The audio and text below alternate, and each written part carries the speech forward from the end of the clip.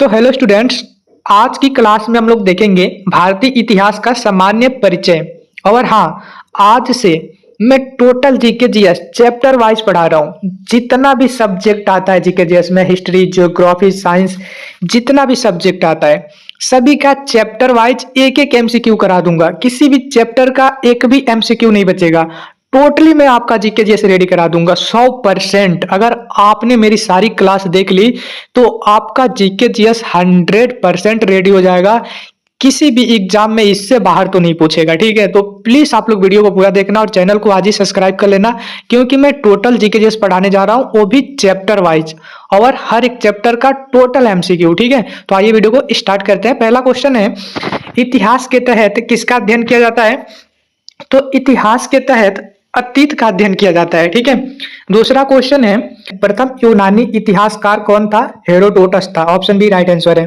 अगला क्वेश्चन है, निम्नलिखित में से किसने कहा कि इतिहास के समस्त निष्कर्ष युक्तिसंगत साक्ष्यों पर आधारित होते हैं? तो कहा था थ्यूसिडाइडिस। ऑप्शन बी राइट आंसर है, ठीक है। द हिस्ट्रीज के रचनाकार का नाम है, तो इसका नाम है Herodotus. Herodotus option A right answer है।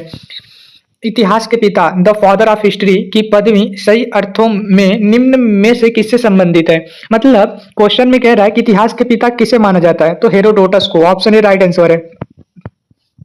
अगला क्वेश्चन है, इतिहास अपने को दोहराता है, यह कथन किसका है? यह कथन हिगेल ने दिया था। ऑप्शन ए राइट आंसर है। हम इतिहास से यही सीखते हैं कि आदमी इतिहास से कभी कुछ नहीं सीखता। यह कथन किसका है? तो यह कथन भी हिगेल का ही है। ऑप्शन ए राइट आंसर है, ठीक है। आप लोग बताना है आप लोगों को, यह कथन किसका है? किसका कथन है? समस्त इतिहास वर्ग संघर्ष का इतिहास है। यह कथन किसका है? किसने बोला था यह बात? तो यह बात बोला था कार्ल मार्क्स ने। ऑप्शन ए राइट आंसर है। अगला क्वेश्चन है, निम्नलिखित में से कौन सा एक इतिहास के विषय में मार्क्स के दृष्टिकोण का संक्षिप्त वर्णन करता है? तो इसका राइट आंसर, इतिहास शोषक और शोषित वर्गों के बीच संघर्ष का सिलसिला है। ऑप्शन बी राइट आंसर है, ठीक है। निम्नलिखित में से किसने द्वंदात्मक भौतिकवाद के सिद्धांत का प्रतिपादन किया? किसने किया था? आप लोग कमेंट में जल्दी जल्दी बताइए। तो मार्क्स ने। ऑप्शन सी राइट आंसर है। कार्ल मार्क्स ने वर्ग संघर्ष की प्रक्रिया को निम्नलिखित में से किस सिद्धांत की मदद से समझाया? तो यह था द्वंदात्मक भौतिकवाद। ऑप्शन डी राइट आंसर है, ठीक है। इतिहास विगत की राजनीति है, यह कथन किसका है? तो यह कथन सीले का था। ऑप्शन सी राइट आंसर है। अगला क्वेश्चन है, लेखक और इतिहास की परिभाषा किसने दिया था? तो इस क्वेश्चन में 13 नंबर में 4 क्वेश्चन है, जिसमें आप लोग को बताना है कि किसने इतिहास के बारे में क्या परिभाषा दिया था, ठीक है। तो पहला है, इतिहास संपूर्ण विचारों का इतिहास है, यह कथन किसका है? ऑप्शन 4 ऑप्शन दिए गए हैं, आप लोग जल्दी जल्दी कमेंट में बताइए।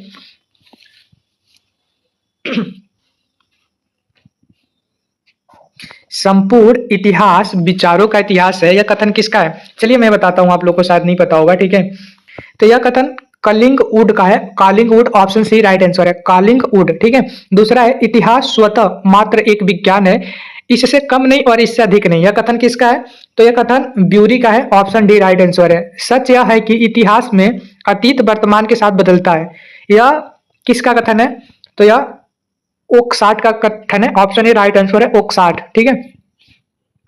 अगला क्वेश्चन है, इतिहास का महत्व वैज्ञानिक नहीं है, यह किसका कथन है? तो यह कथन ट्रेविलियन का है। ऑप्शन बी राइट आंसर है, ठीक है। अगला क्वेश्चन है 14 नंबर, किस इतिहास दर्शन शास्त्री ने कहा था समस्त इतिहास समकालीन इतिहास है? किसने कहा था यह बात? तो यह बात बोला था बेनेडिक्टो क्रोचे ने। ऑप्शन बी राइट आंसर है। इतिहास, अगला क्वेश्चन है, इतिहास वर्तमान एवं अतीत के बीच अंतहीन वार्ता है, यह किसने कहा था? तो यह बात किसने कही थी? आप लोग बताइए। E.H. कार ने कही थी। ऑप्शन ए राइट आंसर है। तिथियों के साथ प्रयुक्त होने वाला बीसी किसका संक्षिप्ताक्षर है? ऑप्शन ए राइट आंसर है, बिफोर क्राइस्ट, ठीक है, before Christ. Option A right answer है, ठीक है। अगला क्वेश्चन है, तिथियों के साथ प्रयुक्त होने वाले एडी का पूर्ण होता है। एडी का पूर्ण क्या होता है, मतलब फुल फॉर्म क्या होता है? तो एडी का फुल फॉर्म होता है Anno Domini. Anno Domini. Option A right answer है। अगला क्वेश्चन है, वर्ष 50 ईसा पूर्व, वर्ष 150 ईसा पूर्व के पहले आता है, वर्ष 150 ईसा पूर्व के बाद आता है, जिस वर्ष में 150 ईसा पूर्व आता है, जिस दशक में वर्ष 150 ईसा पूर्व आता है, इसका राइट आंसर क्या होगा? तो देखिए, इसका राइट आंसर होगा वर्ष 150 ईसा पूर्व के बाद आता है। आप लोग सोचेंगे कि 50 ईसा पूर्व तो छोटा है, तो 150 के बाद क्यों आएगा? तो ईसा पूर्व में उल्टा बढ़ता है। जैसे मान लीजिए सन में 2011, 2012, 2013 बढ़ रहा है ना, लेकिन अगर ईसा पूर्व देखेंगे तो पीछे की तरफ बढ़ता है। जैसे मान लीजिए 2011 है तो आगे बढ़ेगा तो 2010 आएगा, 2009 आएगा, 2008 आएगा। जैसे मान लीजिए 150 ईसा पूर्व है, फिर 149, फिर 148, ऐसे पीछे की तरफ वो आगे बढ़ता है, ठीक है, उल्टा बढ़ता है। तो इसीलिए जो 50 ईसा पूर्व है 150 150 ईसा पूर्व के बाद आएगा, ठीक है, पहले नहीं आएगा। वर्ष 1015 ईस्वी किस शताब्दी में आता है? तो 11वीं शताब्दी में आएगा। ऑप्शन बी, यहाँ पे सी नहीं है, बी राइट आंसर है, बी होना चाहिए, ठीक है, 11वीं शताब्दी ईसा पूर्व में, ठीक है। सूची पहली को सूची दूसरी से सुमेलित कीजिए और सूचियों के नीचे दिए हुए कूट का प्रयोग करते हुए सही उत्तर का चयन कीजिए। देखिए यहाँ पे दो सूचियां दी गई है, पहला में संवत्सर दिया गया है और दूसरी सूची में किस समय से गणना, ठीक है, किस समय से गणना की जा रही है दिया हुआ है, ठीक है। और आपको मिलान करना है तो मैंने पहले ही मिलान कर दिया है ताकि आपको समझने में आसानी हो। और कब प्रारंभ हुआ था यह दिखाएगा, ठीक है। तो जो विक्रम संवत्सर था, विक्रम संवत्सर था, यह 58 ईसा पूर्व से प्रारंभ हुआ था। 58 ईसा पूर्व से आप लोग को याद कर लेना है। क्वेश्चन में पूछ भी सकता है कि विक्रम संवत्सर कब प्रारंभ हुआ था, तो 58 ईसा पूर्व, ठीक है। इसके बाद से शक संवत्सर आता है। शक संवत्सर कब प्रारंभ हुआ था, तो 78 ईस्वी में, 78 ईस्वी में शक संवत्सर, ठीक है। इसके बाद से गुप्त संवत्सर आएगा जो कि 320 ईस्वी में, कितना, 320 ईस्वी में प्रारंभ हुआ था। इसके बाद से कली संवत्सर आएगा जो कि 3102 ईस्वी पूर्व ईसा पूर्व में प्रारंभ हुआ था, ठीक है। आप लोग ये जरूर याद कर लेना। देखिए अब इसी पे क्वेश्चन पूछ रहा है, विक्रम संवत प्रारंभ हुआ। देखिए अभी मैंने पढ़ाया ना कि विक्रम 58 पढ़ा था ना मैंने, 58 ईसा पूर्व, तो 58 ईसा पूर्व ऑप्शन ये राइट आंसर है, ठीक है, ऑप्शन ये राइट आंसर है। अब अगला क्वेश्चन है कि शक संवत का प्रारंभ किस सम्राट के शासनकाल में 78 ईस्वी में हुआ था? तो किस शासन के हुआ था, आप लोग कमेंट में जल्दी जल्दी बताइए। देखिए पहले नंबर पे प्रारंभ कब हुआ था? शक जो संवत है देखिए 78 ईस्वी में हुआ था। कब हुआ था प्रारंभ? 78 ईस्वी में हुआ था। लेकिन आप लोग को कमेंट में बताना है कि किस शासक के शासनकाल में हुआ था। मैं लास्ट में कमेंट में बताऊंगा, तब तक आप लोग कमेंट में बताइए, ठीक है। अगला क्वेश्चन है, भारत का राष्ट्रीय पंचांग किस संवत पर आधारित है? बताइए, जो भारत का राष्ट्रीय पंचांग है किस संवत पर आधारित है? तो यह शक संवत पर आधारित है, ऑप्शन बी राइट आंसर है। गुप्त संवत 319 से 320 ईस्वी को प्रारंभ करने का श्रेय किसे दिया जाता है? तो चंद्रगुप्त प्रथम को, ऑप्शन ए राइट आंसर है। चंद्रगुप्त प्रथम ने गुप्त संवत का प्रारंभ किस उपलक्ष्य में किया? तो अपने राज्यारोहण के स्मारक के रूप में, ऑप्शन ए राइट आंसर है। निम्न कथनों पर विचार कीजिए तथा नीचे दिए गए कूट से सही उत्तर चुनिए, ठीक है। इस पर विचार करना और सही उत्तर चुनना है, ठीक है। यहाँ पे 4 ऑप्शन दिए गए हैं, आपको बताना इनमें से कौन सा सही है। पहला है विक्रम संवत 58 ईसा पूर्व से प्रारंभ हुआ, बिल्कुल सही है, ठीक है। शक संवत सन 78 से प्रारंभ हुआ, ये भी सही कह रहा है। गुप्त संवत 319 से प्रारंभ हुआ, ये भी सही कह रहा है, ठीक है। भारत में मुसलमान शासक का युग सन 1192 ईस्वी से प्रारंभ हुआ, ये गलत कह रहा है। 4 नंबर गलत कह रहा है, बाकी 3 सही है। तो ए में दिया हुआ है सिर्फ पहला, बी में पहला दूसरा, सी में पहला दूसरा तीसरा, ऑप्शन सी राइट आंसर है, क्योंकि पहला दूसरा तीसरा तीनों सही है, ठीक है। चौथा गलत है। हर्षवर्धन ने 606 ईस्वी में हर्ष संवत की स्थापना किस उपलक्ष्य में की थी? तो आप लोग बताइए, हर्षवर्धन ने 606 ईस्वी में हर्ष संवत की स्थापना किस उपलक्ष्य में की थी? तो अपने राज्यारोहण के उपलक्ष्य में, ऑप्शन ए राइट आंसर है, ठीक है। अगला क्वेश्चन है, निम्नलिखित में वह कौन सा संवत है जो कलचुरियों द्वारा प्रयुक्त किए जाने के कारण कलचुरी संवत भी कहलाता है? तो कौन सा संवत है? त्रैकूटक संवत, ऑप्शन बी राइट आंसर है। चालुक्य विक्रम संवत का प्रचलन किसने किया? जो चालुक्य विक्रम संवत का प्रचलन किसने किया था? तो विक्रमादित्य 6 ने, ऑप्शन सी राइट आंसर है, ठीक है, विक्रमादित्य 6 है।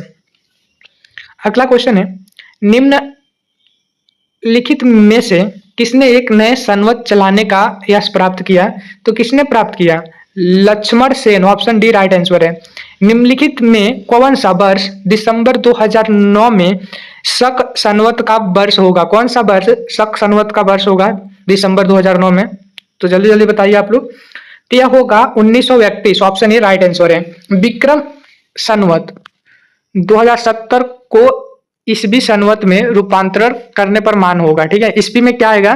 तो ईस्वी में आएगा 2013, ऑप्शन सी राइट आंसर है।